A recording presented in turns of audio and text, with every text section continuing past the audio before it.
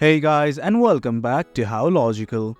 In this tutorial, we're gonna look at how to disable personal advertisements in Bumble.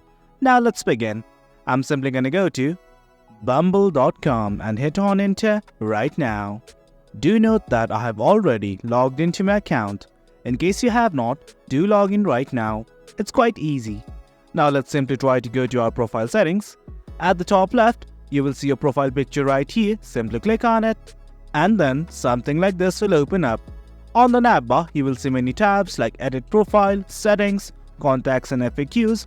Let's simply look at them one by one. Let's go to Settings right here. There are some things like this. Well, they are choosing modes, snoozing and everything. Now let's simply look at Contact and FAQs. Right here, you can see something like Advertisement Preferences. And below it, you'll see something like Personalized Advertising.